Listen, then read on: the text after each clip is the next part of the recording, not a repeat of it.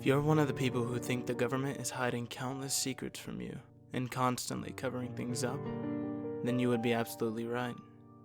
I'm one of the many people they hire to clean up their mistakes. I'm not entirely sure why they chose me. There isn't really much special about me, but perhaps that's exactly why they chose me. I was already a loner, and I'm not going to cure cancer or create the next weapon of mass destruction, so I'm easily disposable. They approached me one day after I finished working my shift at a fast food joint. I'm not sure if I had much of a choice anyway, but my life was so dull I was ready for any kind of change. The men who came to my door didn't even tell me what I would be doing, simply that if I wanted to aid my country, to follow them. I didn't look back once, and as strange as my life has gotten, I still don't regret it. The next year my life would be grueling. I was put through extreme physical and mental training. I learned about things I thought only existed in movies. I'm not sure what would have happened to me if I had failed the training, but I can't imagine they would have just let me go back to my normal life. Not once did they mention what I was training for during that year. Not until I graduated. Upon getting the seal of approval from higher-ups, I was brought into a small room with black suits, and finally informed on what I'd be doing. My new job would be hunting down failed experiments and other oddities that the government had failed to contain. Not all jobs would be the same. Some would be relatively easy, while others next to impossible. Most missions would come with the option of bringing the target back dead or alive, but of course it would always be preferable to bring them back alive. My first assignment would be on the easy side. Codename, the Ice Cream Man. The Ice Cream Man, like most failed experiments, was at one point human. He still had the appearance of one, your typical ice cream truck driver, but he's essentially a robot, only concerned with doing his job.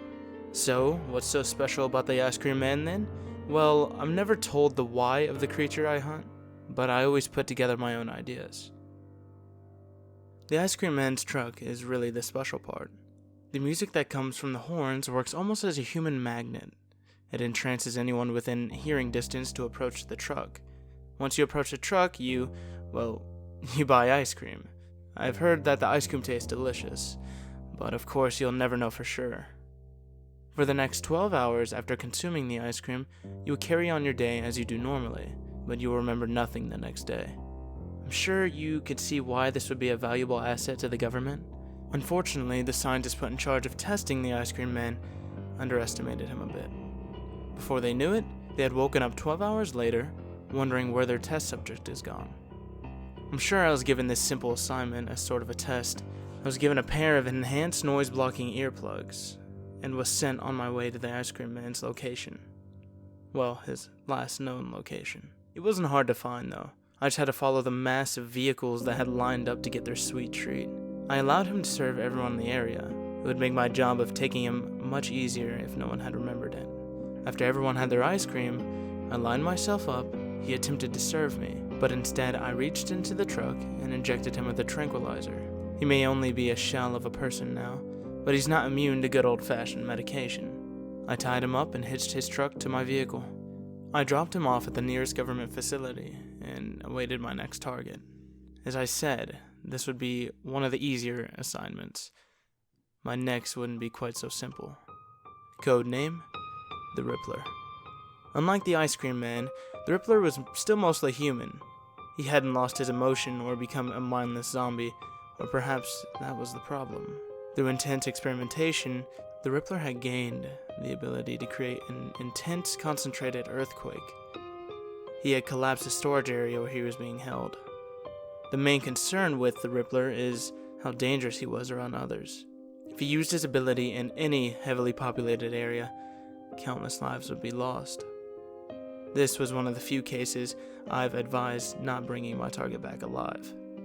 Once again, I feel as though this assignment was a test. Just a different kind of test. The government wanted to see if I would kill for them without hesitation, and it's possible if I did. Then there would truly be no escape for me. That was fine though. I had no intentions of leaving. The Rippler was a bit more difficult to find, mostly because he wasn't trying to attract the attention of everyone around him, but if the government wants you, they will find you. He had relocated to a small town, changed his name, his face, everything in an attempt to escape. I almost felt bad for the guy. I doubt he had volunteered himself to be a guinea pig for the government. And now, all he wanted was a normal life.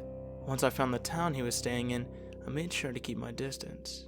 Didn't want him going nuclear on me. I confirmed he was indeed my target by collecting some DNA samples from his trash.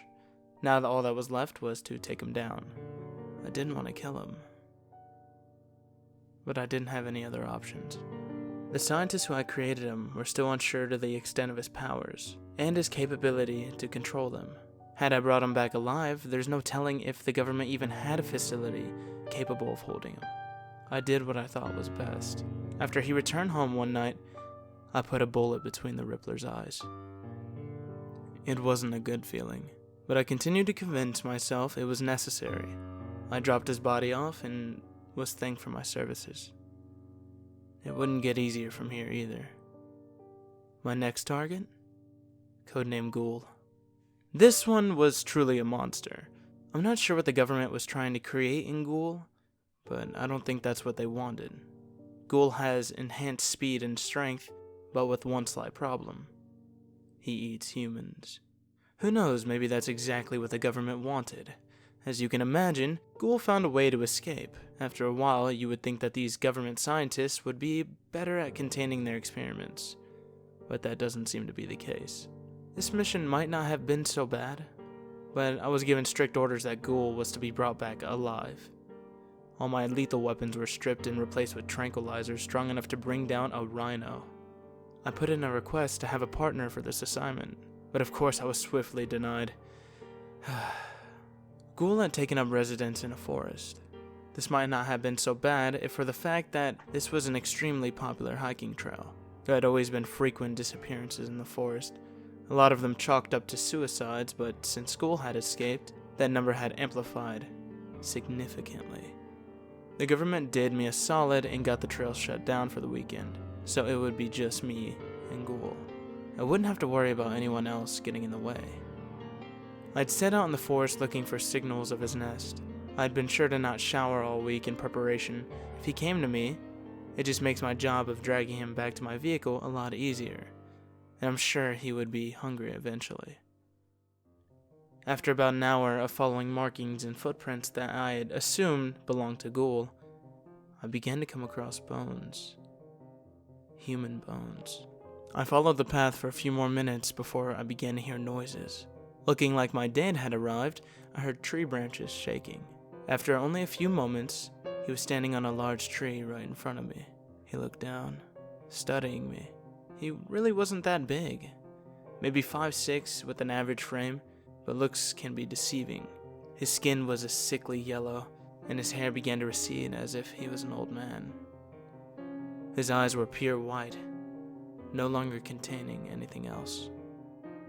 After a brief stare down, he jumped. There was a good 50 feet between us. I thought I would have a few seconds to ready myself, but I was wrong. As if he was a video game character, he soared from the tree and landed directly on top of me. I had just enough time to pull out a tranquilizer and shove it into his side. Despite the strength of the tranquilizer, he shrugged it off and proceeded to take a chunk of flesh out of my shoulder. I lay helplessly as he began to chew on my flesh. I knew it wouldn't be a long time before he came back for seconds. I struggled to pull out another tranquilizer. I managed to pull out another one right before he began to lunge in for another bite. I jammed the second tranquilizer directly into his neck. I felt his teeth begin to lock onto my own neck, but before he bit down, he passed out. I let out the biggest sigh of relief of my life and pushed him off me. I placed the restraints on him that I had gotten from the scientist, making sure the muzzle I was given for him was extra tight. I wasn't sure how long the tranquilizers would last, but hopefully long enough for me to deliver this monster. This was just one of the monsters that the scientists had created. I could only imagine what my future would have in store for me.